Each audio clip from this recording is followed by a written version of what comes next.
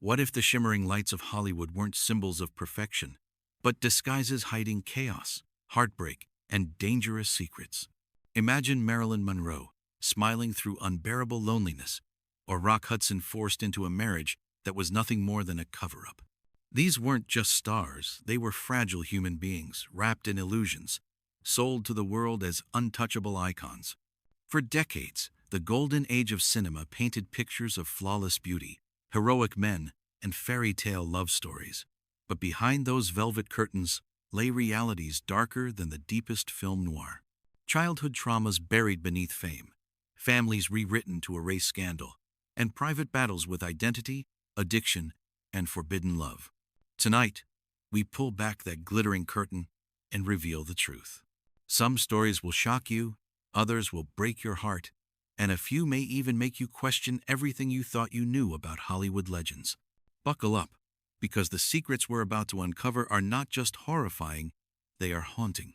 Part 1. Bobby Darin, the star with a secret family twist. Bobby Darin was the golden boy of the late 50s, the slick crooner behind Splish Splash and Mac the Knife. He had swagger, a Brooklyn edge, and a voice that could light up any room. To the public, he was untouchable, a teen idol who seemed to have it all. But behind that dazzling smile, Bobby lived under a shadow that few could imagine. Doctors told him early on that a childhood heart condition meant he might not survive past 30. With every heartbeat feeling like a countdown, he charged into life at full speed, conquering the charts, winning over audiences, and marrying Hollywood darling Sandra Dee. His career looked unstoppable. Then, at 32, the truth shattered everything he thought he knew. The woman he adored as his sister? She was actually his mother. And the woman he believed was his mother? She was in fact his grandmother.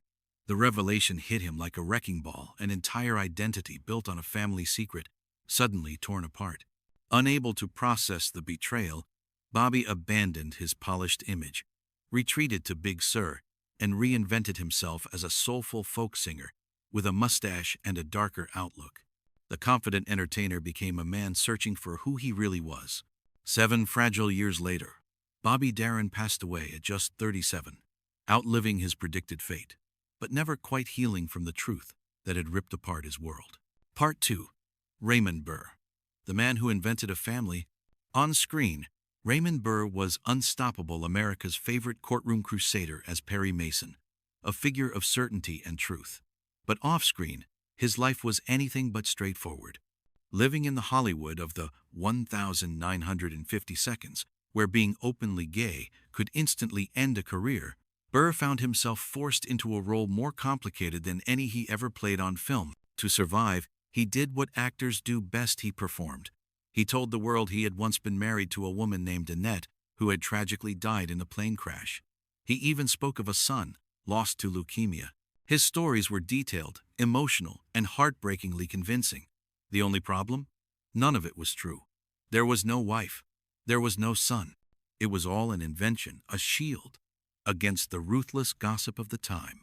Yet here's the irony. While fabricating a family for the public, Burr quietly became a real father figure to hundreds of children. Behind the scenes, he paid for medical bills, covered tuition fees, and gave struggling kids a chance at life. He built a vineyard home with his partner, Robert Benavides, and lived a quiet, loving life away from the spotlight, fiercely protective of his truth. Raymond Burr's story is a paradox. A man forced to lie to protect his career, while living a life of quiet authenticity and kindness behind closed doors. In a town obsessed with illusions, Burr's greatest performance was the family he invented and the countless lives he quietly saved. Part 3. Marilyn Monroe, the orphan, the bombshell, and the breakdown. Before the world knew her as Marilyn Monroe, she was Norma Jean, a shy foster child shuffled through 11 different homes before she even turned 16.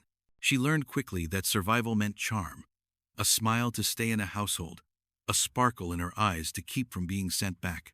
When the threat of the orphanage loomed again, she married the boy next door just to secure stability. Her famous, breathy voice? It wasn't just an act. It was the sound of a girl scarred by childhood trauma, masking insecurity with a carefully crafted persona. Hollywood transformed Norma Jean into Marilyn, the ultimate fantasy of beauty and desire. But beneath the platinum hair and red lips was a woman terrified of abandonment, desperate to be loved in a world that loved only her image. She collected broken marriages, fleeting affairs, and nights filled with prescription pills and champagne.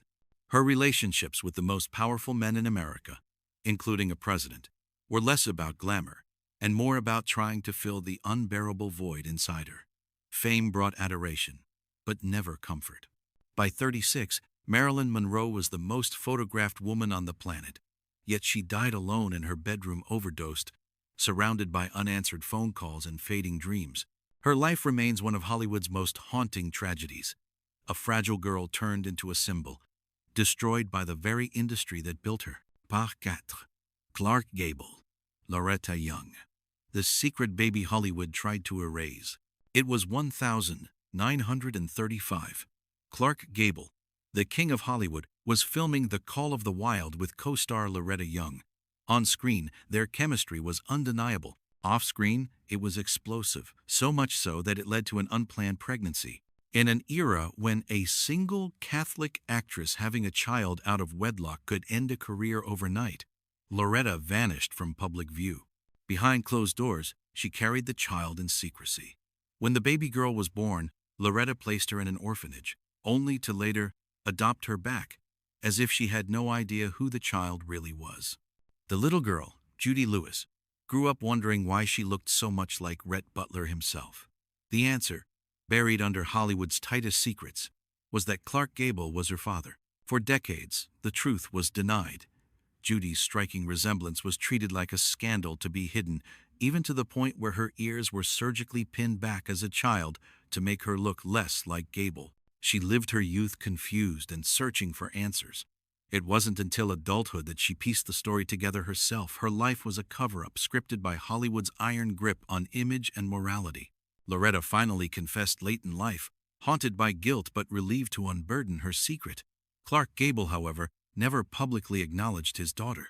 He walked into legend, leaving Judy with the scars of being the child Hollywood pretended didn't exist. Part 5. Jack Nicholson.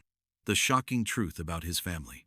Jack Nicholson grew up in New Jersey, raised by a strong, no-nonsense mother named Ethel, and surrounded by the warmth of family. He adored his older sister, June, a confident, vibrant young woman who seemed like a guiding star in his early life. For Jack, the picture was simple: a loving mother, a cool older sister, and a future waiting for him.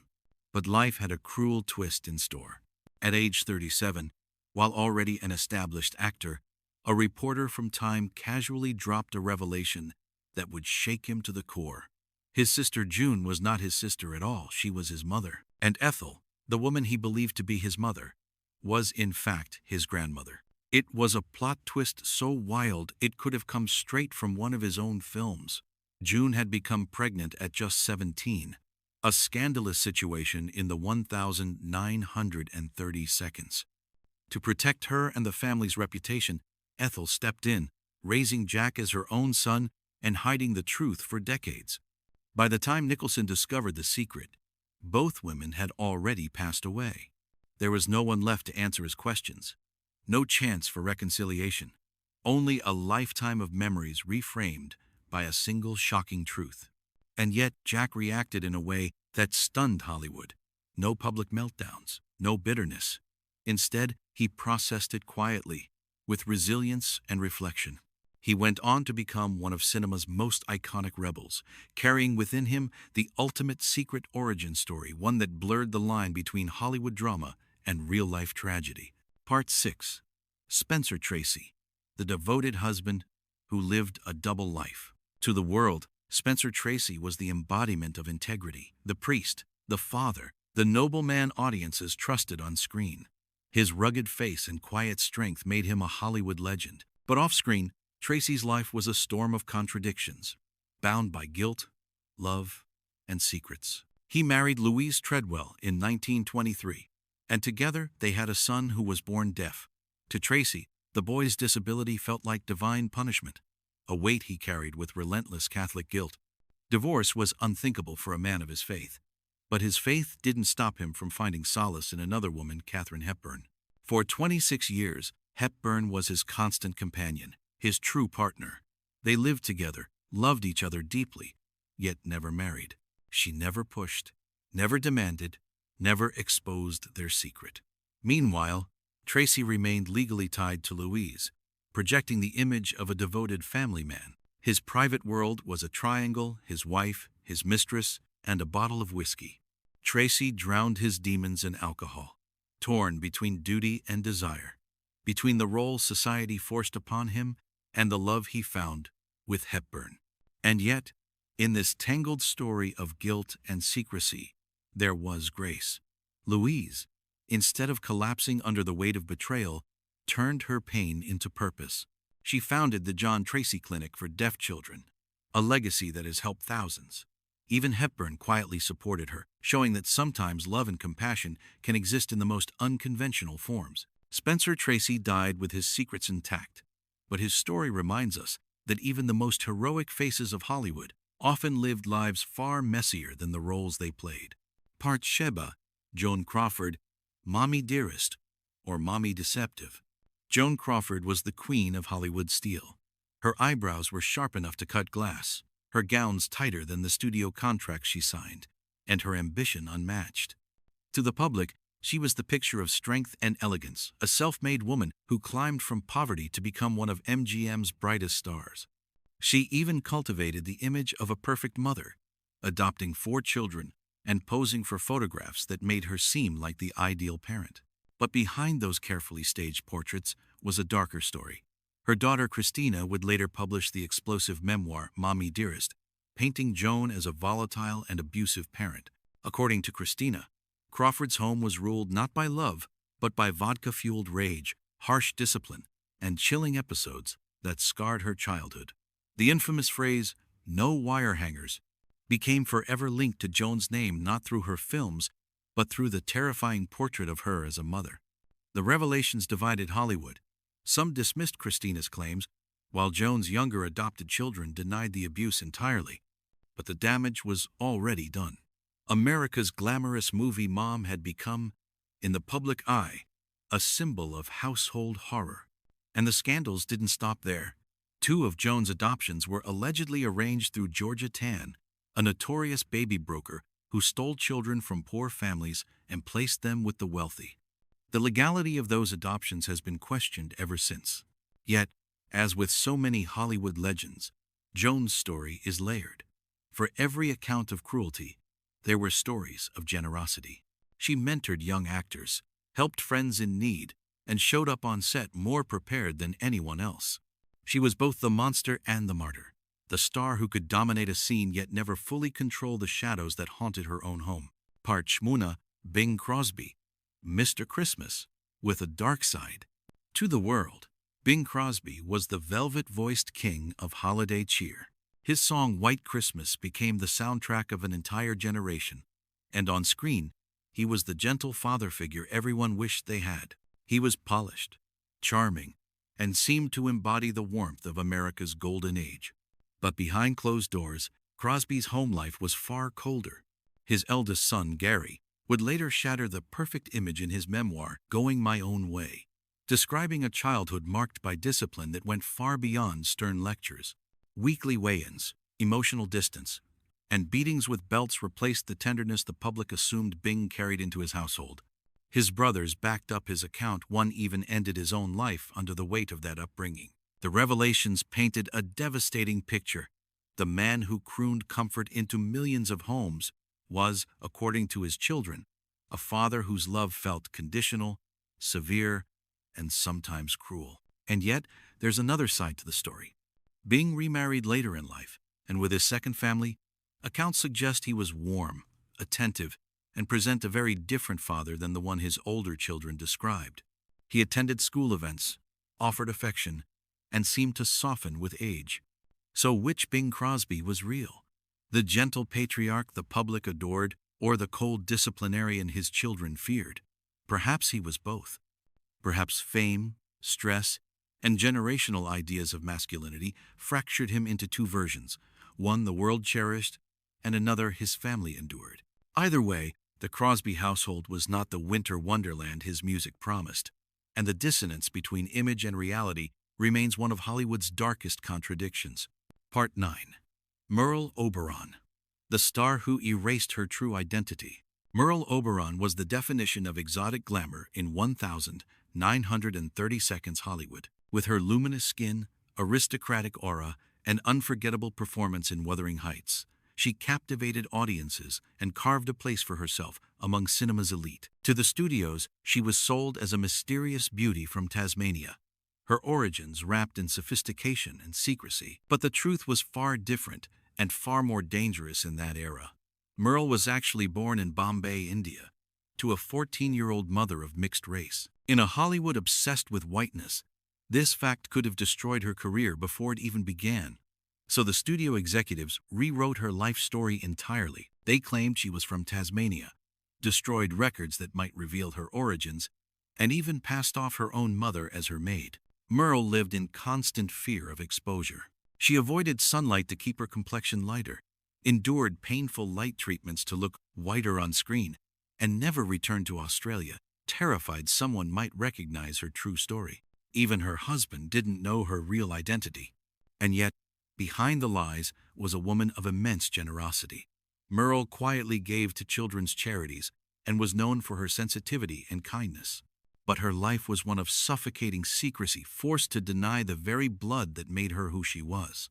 Her story isn't just about personal survival, it's about the brutality of a system that erased identity for profit. Hollywood celebrated her beauty while forcing her to bury her truth, proving that sometimes the most dazzling stars are also the most deeply hidden. Part 10. Rita Hayworth, the love goddess who lost herself. Rita Hayworth was Hollywood's ultimate siren, the woman whose face launched 1,000 fantasies. She danced, she dazzled, and with one smoldering look in Gilda, she cemented her status as the love goddess of the silver screen. But behind the allure was a story far darker than the spotlight ever revealed. Born Margarita Carmen Cancino to a Spanish father and Irish-American mother, Rita's heritage made her too ethnic for Hollywood's rigid standards. The studio solution was brutal. They changed her name, dyed her dark hair auburn, and most shocking of all, burned back her natural hairline with electrolysis to give her a more acceptable look. Hollywood didn't just market Rita, it erased her. But the deepest scars weren't from the studio, they were from her own home. From the time she was 12, Rita's father paraded her as his dance partner, subjecting her to years of abuse behind the curtain of show business. The glamorous roles and adoring audiences couldn't silence the trauma she carried. Her love life mirrored that pain. She married 5 times, searching endlessly for stability she never found. Her most haunting confession was, "Men go to bed with Gilda and wake up with me." It was the cry of a woman trapped in an image she never chose, adored by millions but never truly loved for herself. As if fate hadn't punished her enough, Rita developed early-onset Alzheimer's in her 40s. Audiences thought she was drunk or difficult, not realizing she was slowly losing her memories, including the painful ones she never had the chance to heal. In her final years, she sometimes reverted back to speaking Spanish, the one piece of her true self Hollywood couldn't burn away. Rita Hayworth was a goddess on screen, but in life she was a woman broken by an industry and a family that demanded everything, yet gave nothing back. Part 11. Rock Hudson, the heartthrob forced to live a lie. In the 1950 seconds, Rock Hudson wasn't just a movie star, he was the movie star. Tall, broad-shouldered, with a square jaw that made audiences swoon, he was the leading man every woman dreamed of and every man envied. Hollywood paraded him as the ultimate bachelor, the picture of American masculinity. But behind the camera, Rock carried a secret that could have ended his career in an instant. Rock Hudson was gay. In an era when a whisper of homosexuality could kill a career, his team went into overdrive to protect his image. When rumors began to swirl in 1955, his agent orchestrated the ultimate cover-up. A sudden, picture-perfect marriage to his secretary, Phyllis Gates. Photographers snapped, magazines celebrated, and the public sighed in relief. Their heartthrob was safe. But the marriage was a facade, lasting only 3 years. For decades, Rock lived a double life. By day, he was the romantic hero on screen. By night, he lived in fear, dating men in secret, dodging tabloids like landmines, and constantly performing even when the cameras were off. His life was a script written by Hollywood's fear of truth. Then came 1985. Rock Hudson stood before the world and announced he had AIDS. It was a revelation that shook Hollywood and America to its core. For the first time, the illusion shattered, and the man who had been forced to hide his truth became a symbol of courage. His diagnosis and death brought international attention to the AIDS crisis, humanizing a disease that society preferred to ignore. Rock Hudson died not as the Hollywood illusion, but as a man who, at last, revealed himself. His bravery changed the conversation forever, proof that sometimes the most powerful role a star can play is their truest self. Parch Masara, Clara Bow, the it girl who lived a nightmare off-screen. Clara Bow wasn't just a star of the Roaring '20s, she was the star. With her fiery red hair, wide eyes, and magnetic screen presence, she defined the term it girl. Every man wanted her, every woman wanted to be her, and Hollywood couldn't get enough of the flapper who symbolized carefree youth and reckless glamour. But Clara's real life was the opposite of the glittering image sold to audiences. Born in a Brooklyn tenement in 1905, she grew up in crushing poverty. Her mother battled severe mental illness, and once even tried to take Clara's life in her sleep. Her father, meanwhile, abused her in ways that left scars no amount of stardom could erase. Clara escaped her nightmare childhood by winning a beauty contest that opened the doors to Hollywood. But the studios didn't want her story, they wanted her image. They erased her trauma, painted her as the wild party girl of the jazz age, and fed tabloids stories of scandal and excess. Behind the headlines, Clara suffered from crushing anxiety, insomnia, and post-traumatic stress that fame only magnified. By her late 20s, the pressure became unbearable. At just 28, Clara walked away from the industry that had both made and destroyed her. She retreated into seclusion in Nevada, far from the cameras and crowds that had once adored her. Clara Bow's story is one of Hollywood's cruelest ironies. The woman celebrated as the embodiment of fun and freedom was, in truth, a fragile soul fighting to survive. Her screen persona was a mask, and when the lights went down, the it girl was left alone with a lifetime of pain that never truly left her. Part 13. Lon Chaney Sr., the man of 1,000 faces, shaped by silence. Lon Chaney Sr. was a master of transformation, the man of 1,000 faces who terrified audiences in The Phantom of the Opera and The Hunchback of Notre Dame. With contorted expressions, haunting makeup, and physical performances that seemed almost supernatural, he became one of silent cinema's greatest legends. But his extraordinary gift for expression came from a childhood shaped not by sound, but by silence.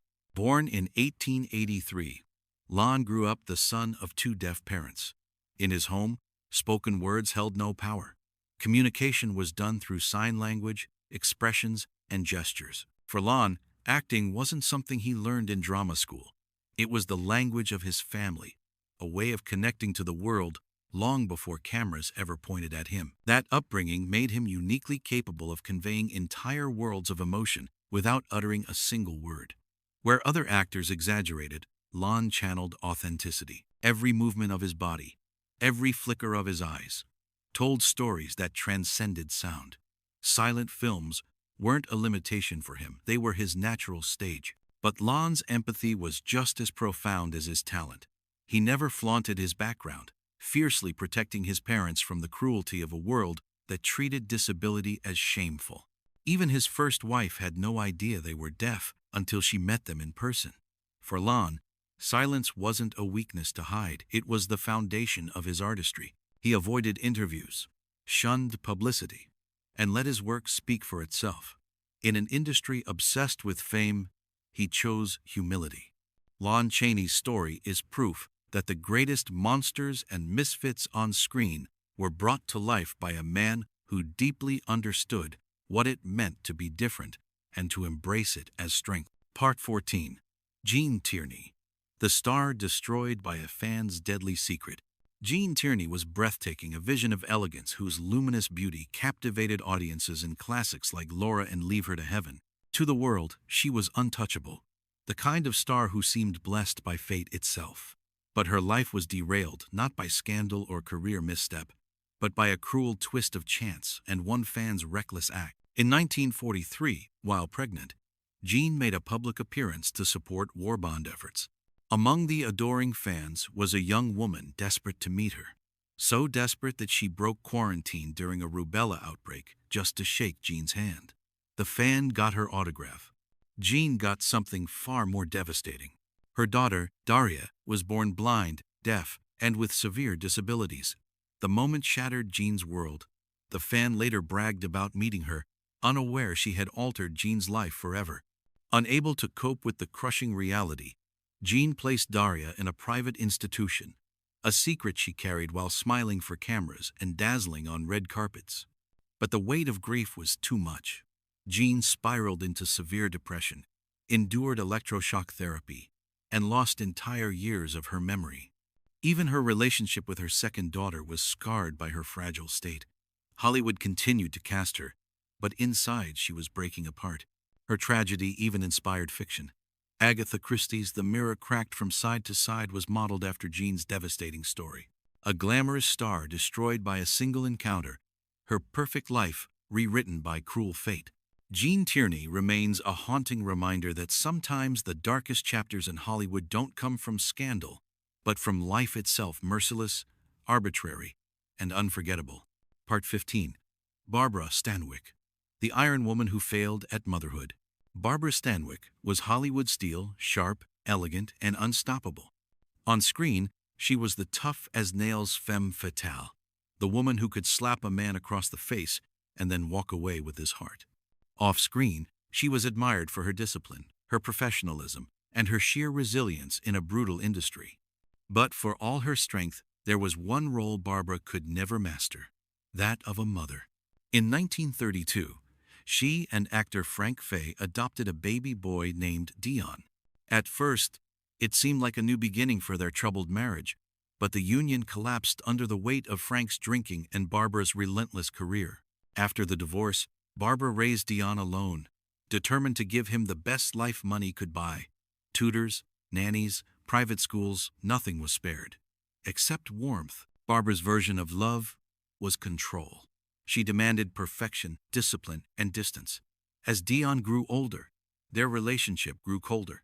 By his teenage years, there was a chasm between them that no amount of wealth or status could bridge. Barbara, the woman who could command an entire film set, seemed incapable of embracing her son with tenderness. In later years, when asked about him, she delivered a line that cut like a knife. "I have no son." It was less a statement than an execution, severing the bond completely. Rumors swirled about Dion's troubled adulthood substance abuse, brushes with the law, but none could be confirmed. What was certain was that Barbara had closed the door on him for good. When she died, Dion received only $5,000 in her will, the legal minimum to prevent him from contesting it. For a woman who left behind a towering legacy of strength, her greatest failure was written not in her career, but in the silence between mother and son. Part 16. Jerry Lewis, the funny man who denied his own daughter. Jerry Lewis was America's clown prince of comedy, the rubber-faced, slapstick genius who made audiences roar with laughter. From his legendary partnership with Dean Martin to his iconic telethons raising millions for Jerry's kids, he seemed larger than life, a man who lived to give joy. But behind the laughter was a story far less generous. For decades, a woman named Susan Minaret insisted she was Jerry's daughter, the result of an affair between her mother and the comedian in the 1,950 seconds. Her claims were met with silence, denial, and dismissal. Jerry refused to acknowledge her, never met her, never took a paternity test, and ignored her repeated attempts to reach him. To the public, Jerry was the man who cared for sick children across America. To Susan, he was a father who abandoned her before she even drew breath. The cruelty of the denial was compounded by irony. While Susan struggled with poverty and chronic illness, Jerry was raising billions for children in need. In 2009, DNA testing showed an almost 89% probability that Susan was indeed his biological daughter. The truth was undeniable, but Jerry still refused to recognize her. When he died, the final insult came. In his will, Jerry cut not only Susan out, but also his 6 sons from his first marriage, leaving his fortune to his second wife and their adopted daughter. For a man who dedicated his life to the spotlight, he seemed determined to erase parts of his own story from history. Jerry Lewis made the world laugh, but in the shadows of his success lay the heartbreaking silence of a daughter who never got a father's love. Bart Septignolica, Charlie Chaplin. The comedy genius with a disturbing secret. Charlie Chaplin was the man who made the world laugh without saying a word. With his bowler hat, cane, and iconic mustache, he created the Tramp, a character that spoke to the struggles of ordinary people everywhere. His genius turned silent comedy into timeless art, and his films carried deep empathy for the poor, the powerless, and the forgotten. But behind that empathy was a personal life clouded by scandal. Chaplin had a troubling attraction to very young women, sometimes barely out of girlhood. At 35, while filming The Gold Rush, he fell for 16-year-old Lita Gray. When she became pregnant, Chaplin scrambled to Mexico for a quiet marriage, avoiding legal disaster but stepping directly into tabloid hell. Their relationship quickly unraveled into bitterness, with Lita accusing him of emotional cruelty and infidelity. Her divorce complaint ran 50 pages, filled with lurid details that became a public sensation. But Lita wasn't the only one. Throughout his life, Chaplin pursued multiple relationships with teenage girls, scandals the studios worked hard to bury. His art may have celebrated innocence and justice, but his private life revealed a pattern of choices that haunted his reputation. And yet, despite the controversies, audiences never abandoned him. His films like City Lights and Modern Times remain masterpieces, cherished for their humanity. It's one of Hollywood's greatest contradictions. The man accused of exploiting vulnerable women created characters who embodied kindness, resilience, and love. Charlie Chaplin's legacy is both brilliant and unsettling, a reminder that even those who make us laugh the hardest may hide the darkest truths behind their smiles. Part 18. Gloria Graham, the femme fatale who married her stepson. Gloria Graham was the smoldering queen of film noir, the kind of actress who could make a single glance feel like both a promise and a threat. On screen, she was unforgettable, sultry, dangerous, the woman you couldn't resist even though you knew she'd destroy you. But her most shocking plot twist didn't happen under studio lights. It happened in her private life. In the late 1940 seconds, Gloria married director Nicholas Ray, best known for Rebel Without a Cause. Their union was rocky from the start, fueled by jealousy and whispered rumors. Then came the scandal that Hollywood tried to bury. Nicholas allegedly walked in one night to find Gloria in bed with his teenage son, Tony, who was just 13. Gloria denied it. They divorced. The story was hushed up, relegated to whispers and shadows. But years later, in a move that left even her closest friends stunned, Gloria reconnected with Tony as an adult. And in 1960, when she was 37 and he was 22, the two married in a secret ceremony in Tijuana. Overnight, Gloria went from being Tony's stepmother to his wife. When the press finally uncovered the truth, it was a career-ending revelation. Studios dropped her, the public recoiled, and Gloria's once glittering career collapsed. She retreated to theater and low-budget productions, far from the Hollywood spotlight that had once adored her. And yet, despite the scandal, Gloria and Tony's marriage lasted 14 years. Friends described her not as predatory, but as fragile and childlike, always searching for the love and security she never found in Hollywood. Her story remains one of the most unsettling in Hollywood history. A femme fatale who blurred the line between passion and taboo, and whose choices left her forever exiled from the kingdom of fame. Part 19. Ingrid Bergman. From America's Sweetheart to Public Enemy. Ingrid Bergman was the definition of grace. With her radiant smile and luminous eyes, she embodied purity and elegance on screen. After Casablanca and The Bells of St. Mary's, she was adored as America's sweetheart, the actress who seemed to stand above scandal and temptation. To millions, Ingrid wasn't just a star, she was a moral compass, a symbol of goodness in a town full of sin. But in 1949, the illusion shattered. While still married, Ingrid traveled to Italy to work with director Roberto Rossellini. Their professional collaboration quickly turned into a passionate affair, and soon she was pregnant. For Hollywood and America, this was more than gossip, it was betrayal.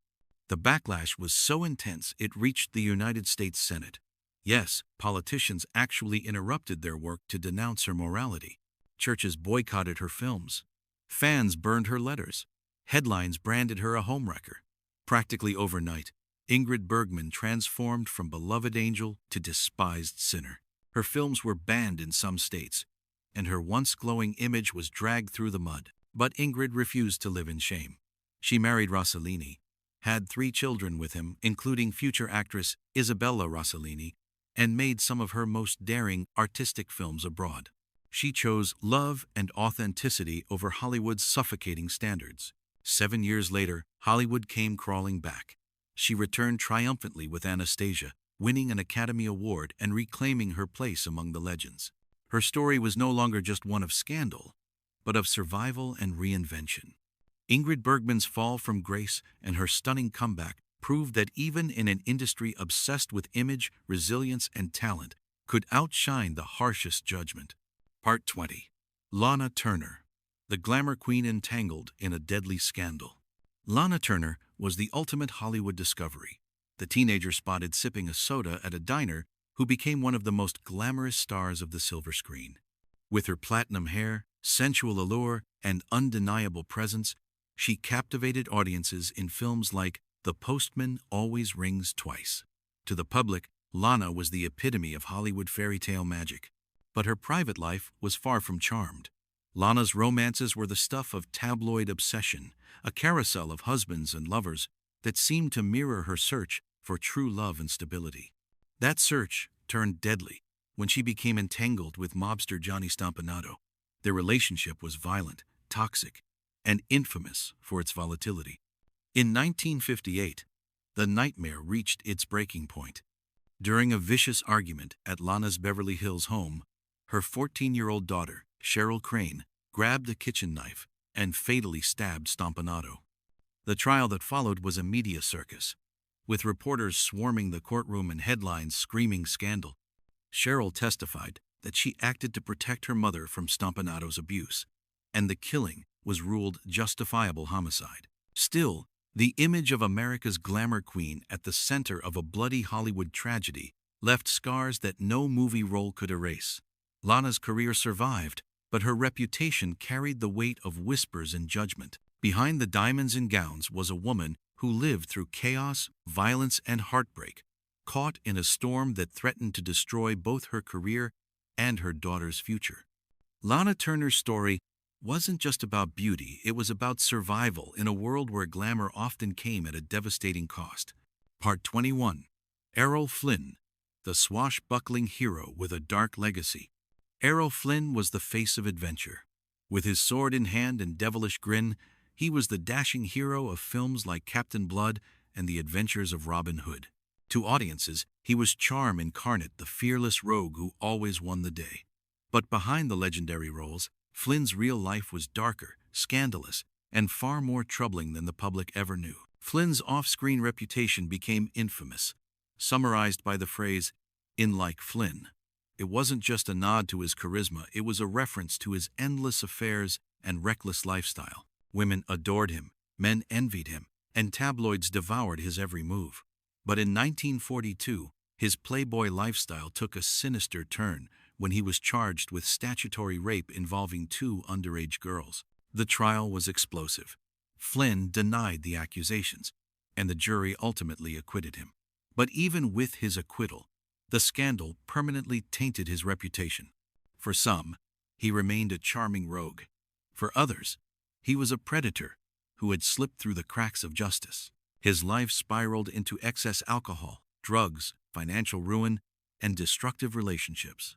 By his 40s, the swashbuckling hero looked decades older, his health destroyed by his vices. At just 50, Errol Flynn died of a massive heart attack. His once glorious image reduced to tabloid cautionary tales. Hollywood remembers him for his daring leaps and dazzling smile, but history remembers the shadows he could never escape. Errol Flynn was both the hero audiences adored and the scandal-ridden figure they whispered about a legend whose legacy will forever be divided. Part 22. Judy Garland. The voice of a generation broken by Hollywood. Judy Garland was just 16 when she followed the yellow brick road and became Dorothy in The Wizard of Oz. With her angelic voice and wide-eyed innocence, she captured the hearts of the world. For millions, she was hope, sweetness, and magic. But behind that iconic role was a young girl trapped in a nightmare, one that would follow her for the rest of her life. From her earliest days at MGM, Judy was treated less like a child and more like property.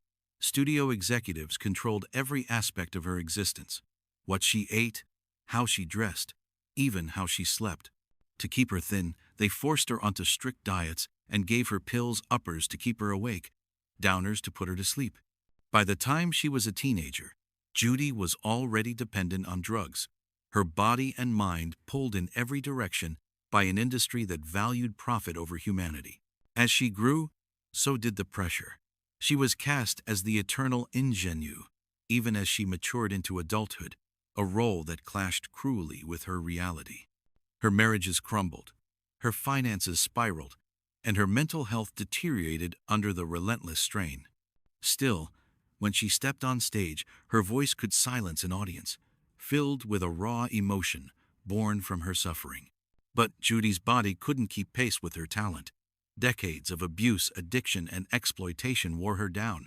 In 1969, at just 47 years old, she died of a barbiturate overdose in London. Her death was ruled accidental, but to many, it was the final chapter of a tragedy written by the very industry that had created her. Judy Garland remains immortal as the girl who dreamed of a place somewhere over the rainbow.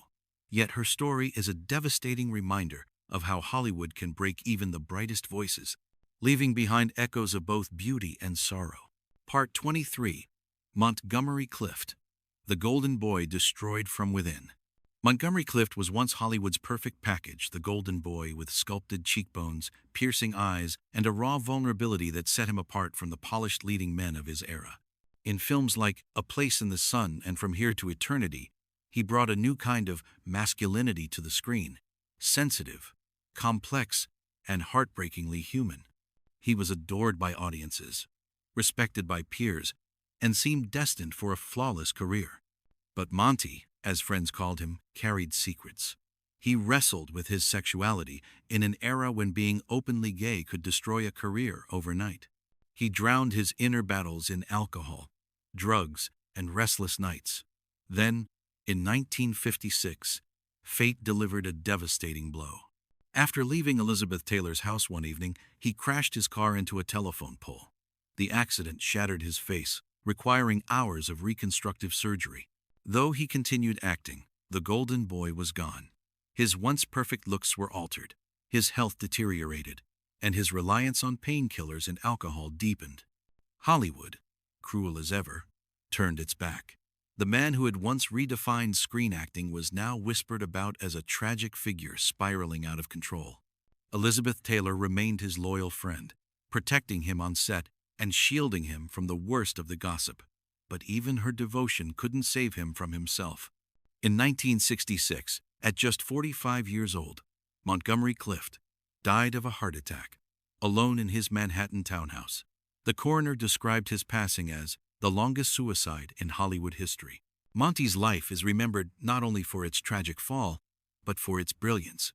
He changed acting forever, paving the way for stars like Brando and Dean. Yet his story is also a brutal reminder of how quickly Hollywood chews up its brightest stars, leaving behind only fragments of what could have been.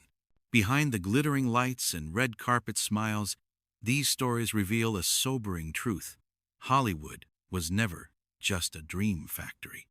It was a machine that demanded perfection, built myths, and buried the messy, human realities of its stars.